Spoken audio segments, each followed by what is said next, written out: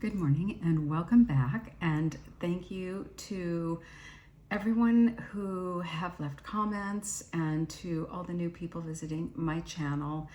I have had a lot of questions about my lipstick color that I wear in all my videos, so I'm just going to put it on right here. I wear the same thing, and by the way, you don't have to buy any of these colors. Well, this is what I actually want to say. I would say the hero for me is the Charlotte Tilbury Iconic Nude, and I wear it with every lipstick I'm wearing, and I tend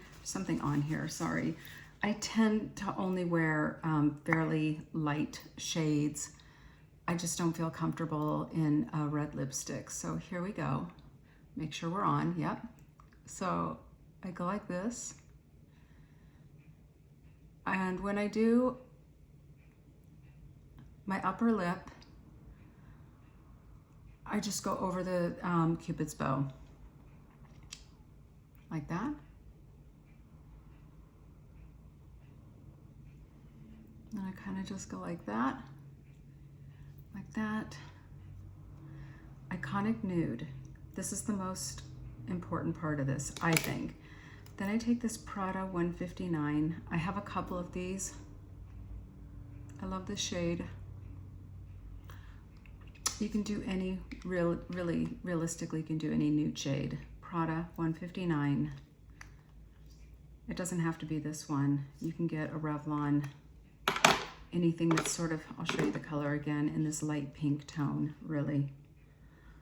And then I add to that, again, it doesn't have to be this. I also have, so let me show you this.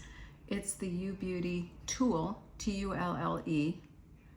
I have this on top, and like so.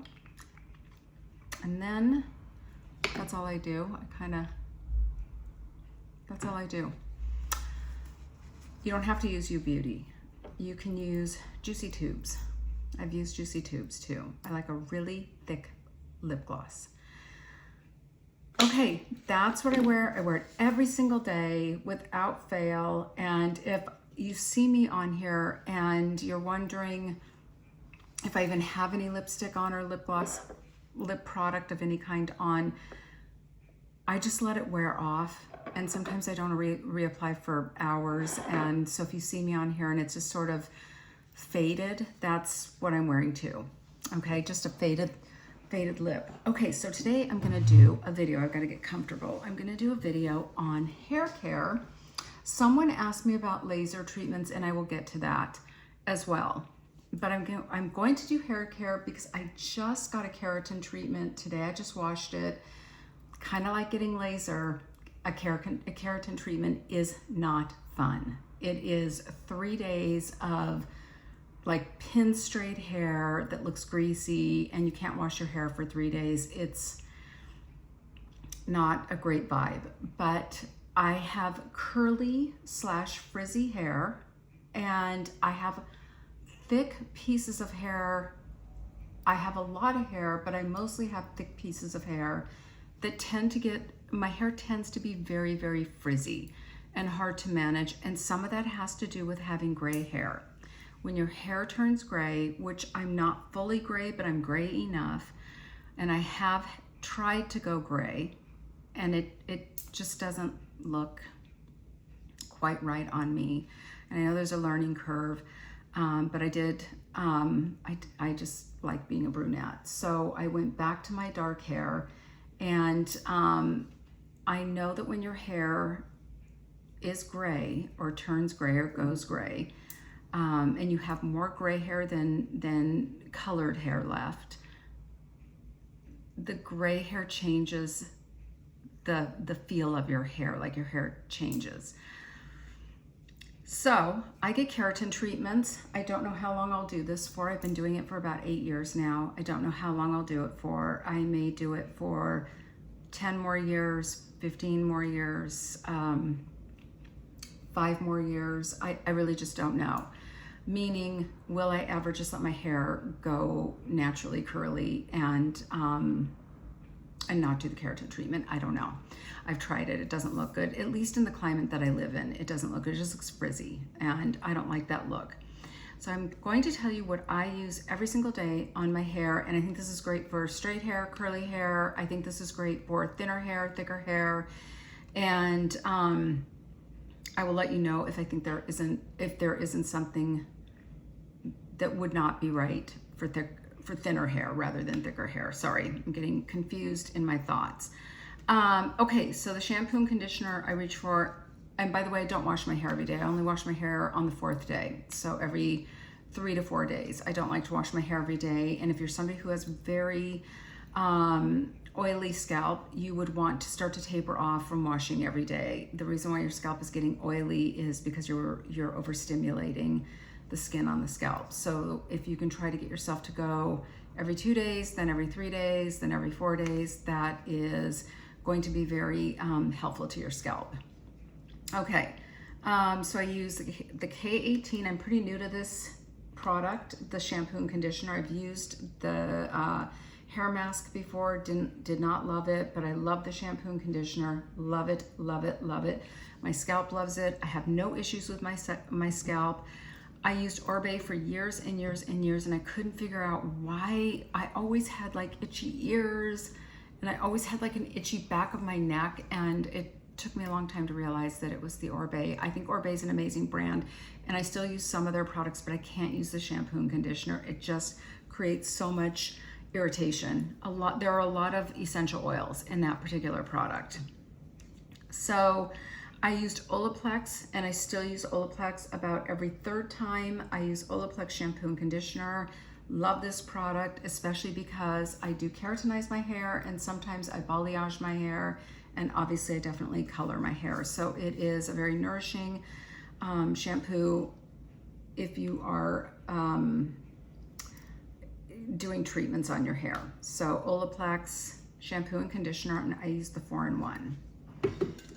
Out of the shower, I towel dry my hair, and I use a few drops of the K18 oil. I would advise anyone with really thin hair to not use this product, or any hair oil. Actually, it'll just weigh your hair down, and it'll make your hair very, very greasy. So I would not do that. But I use K18 not every single time, but almost every time out of the shower.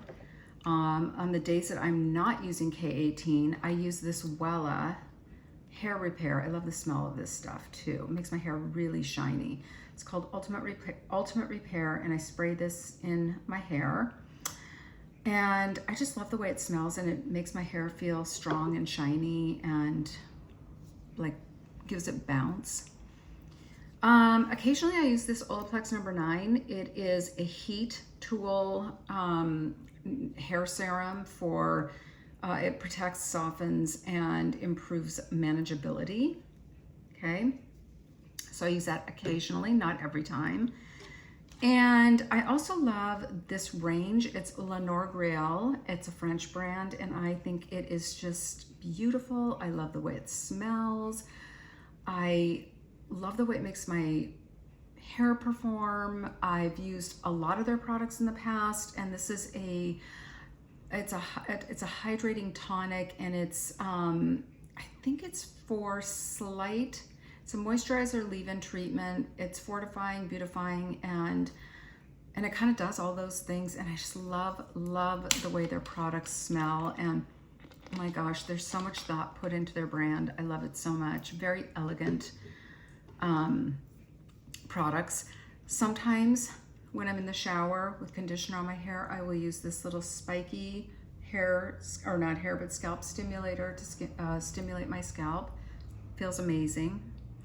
You can get these probably on Amazon, I would expect. I got this in Paris at Le Bon Marché when I was there on one of my trips, and I love it and use it.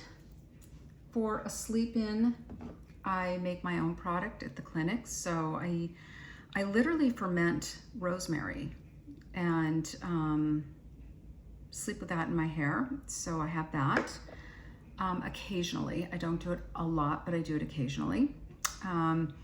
For my brushes, I wasn't lying when I said I had 3 Mason Pearson brushes. I have 2 detangler brushes. I don't know why, and I did clean them out, but they still have some hair in them. So I have 2 Mason Pearson detangler brushes. This one's really old. Then I got this one. It's a detangling brush. I use it all the time. And then I have this one called the Junior, which I just use to, brush my hair with. I love Mason Pearson brushes. Very easy on your hair, very easy on your scalp, feel great on your scalp. Then I also recently stopped using metal brushes, like metal round brushes to blow dry my hair. I noticed that when I used a metal brush to blow dry my hair, my hair would break. And I just think they're too hard on your hair or too hard on your scalp. And if you accidentally touch your face with a metal brush, you can burn your skin. So I've gone back to a boar bristle. I just got this at the beauty supply. I looked to see if Mason Pearson made a round bristle brush, boar bristle brush, and they don't. Mason Pearson, if you're listening to me, you can really capitalize if you make a round boar bristle. Anyway, I like this brush. It's great. I've been using this brush. I also always buy, well, I don't always buy, because I'll buy myself one really nice comb and keep that around. I like to comb my hair when it's wet. I don't like to brush my hair when it's wet. You can see that my hair right now looks very healthy. I also take biotin for my hair. I know for a fact that thinning hair during perimenopause and menopause is a very prevalent and very real health concern for men and women. So men who are not in menopause, obviously, but men who have male pattern baldness, and women also can get that as well, or have that as well. And I don't know that biotin, I'm not a hair expert at all or scalp expert, but I don't know if biotin is a fix-all for everyone, but it definitely helps my hair. Also, I think it's worth talking about if you're perimenopausal and you're losing hair, or you're postmenopausal and you're losing hair. Your estrogen levels could be quite low, and it's worth talking to your physician, probably not your family physician. I would go to your gynecologist and talk to them about hormone replacement therapy. It really, loss of hormones, loss of estrogen really affects everything. It doesn't just affect your hair, it affects your facial skin, it affects the healing process of your skin. It affects your brain health, your bone health, your vaginal health, your libido health. It really, really is responsible for so much. So I would highly, highly recommend speaking with somebody about that. If you feel brain foggy, any of the things, go and talk to your gynecologist, and do make sure you're speaking with somebody who is receptive to hearing you and hearing your concerns, and isn't dismissive of your worries and concerns. And particularly, like I said, if you are losing hair, that is definitely something to be concerned about. If you guys want to talk more about hormones and healthcare and how it affects your skin and your hair, I'm happy to do a deeper dive in what I know. And I can recommend a couple of channels. In fact, I do follow somebody that I would highly recommend to you guys, Dr. Felice Gersh, Gersh. And by the way, I don't use Instagram. I don't have Instagram. All I use is YouTube. So I follow her on YouTube. She is very forward thinking and very much here for women and for women's health, and is not in any way the kind of physician that will downplay or diminish your concerns or your worries of your health. So I would definitely look at Dr. Felice Gersh. If I'm going to use hairspray, which I almost never do, I do use the Orbe, but I mean, sometimes I do, but almost never. But I do use Orbe. And this one is the Freestyler. I like it. And then if I need just a little bit of volume, maybe I've slept on my hair one too many days, I will add in the Sam McKnight. Excellent product. This is an excellent product. I feel like every woman should have this in her repertoire. Sam McKnight is awesome. I do use a Dyson blow dryer, and I have to say this, I have an old Super Solano Italian hair dryer, and I think my Solano is as good, if not better, than the Dyson. I think the Dyson's fine. I think it's great. I've used it now for, gosh, I want to say 6, maybe 7 years, whenever it first came out, and I would not say I'm wowed by it. I would say it's fine, it's good, but you don't need to race out to buy a Dyson hair dryer. You can buy a really just kick-ass Italian hair dryer. They perform, and in many ways, I think they outperform the Dyson, just in my opinion. Okay. Did I leave anything out? I will talk about laser. I will talk about laser in my next video. I have had laser. I've done lots of laser actually, and I've done some chemical peels, and I've performed chemical peels on clients. I have never performed laser on anyone. I am not a laser technician, so that's not my side of the medical aesthetics licensing that I have. So, and I can recommend a couple of really great estheticians. I can recommend, if you're in the Northwest, I recommend Dr. Diane Chu's office. I've mentioned that before. She has a gal who does lasers with her. And if you're down in the Nashville area, I can recommend Dr. Kate O'Connor. I've spent some time down in Nashville, and I know Dr. O'Connor. She is a rock star. So I'll think of who else I can recommend. Yeah, I'll think about it.